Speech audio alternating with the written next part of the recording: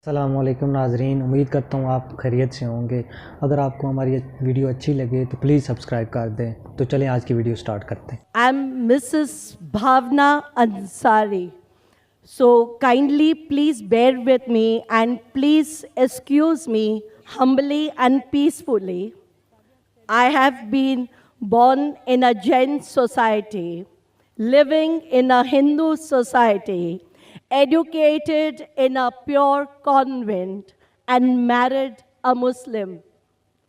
I have married as per the Indian Marriage Act, and I'm staunchly, eagerly waiting to accept Islam as my wholehearted religion.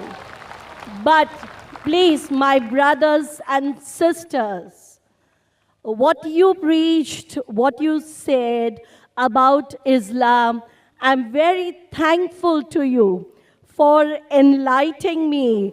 I am really reborn today, but what you preach and what you say and what is in Islam, excuse me, I don't find people practicing that wholeheartedly. They are not attracting me. Can you please give me a solution? Because when you speak of fundamentalism in Islam, it is positive.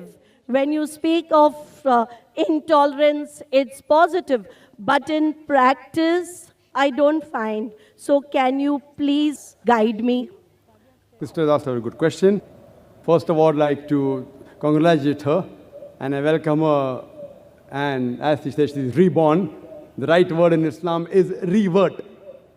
Because according to our beloved Prophet Muhammad sallallahu alaihi wasallam, every child is born in din al-fitr, is born as a Muslim. Muslim means a person who submits his will to Almighty God. Every human being, initially, when he's born, he submits his will to Almighty God. Later on, the Prophet said that he's influenced by the parents, by the elders, by the teachers.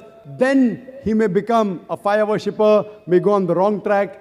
So therefore, when a person comes back to the original faith, to din al-fitr, the right word is not convert, not reborn, it is revert.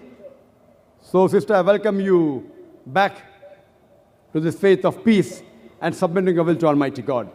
As far as your question is concerned, that you have heard the lectures and you agree with the points, you have read about Islam, but your one objection is that Muslims, or most of the Muslims according to you, they are not following the teachings. What is the solution?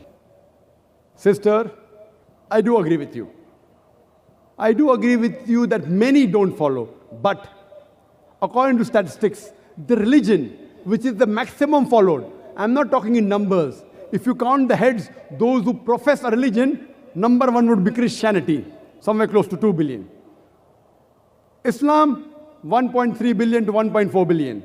But the percentage which practices and follows the religion, maximum is Islam, number one. Maximum. But yet, I do agree with you that in terms of numbers, because 1.3 billion followers, even if it be a small percentage, the numbers will run in millions of Muslims don't follow the religion. Therefore, sister, to understand Islam, don't look at Muslims, please.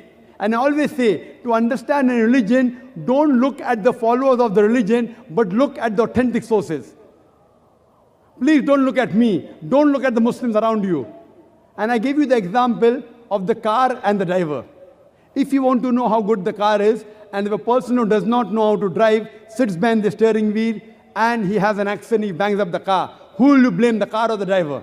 You'll blame the driver. So please don't understand Islam by looking at the Muslims. That's the reason we are giving these lectures for both Muslims and non-Muslims alike. Those Muslims who have shortcomings, we are trying to get them closer to the truth.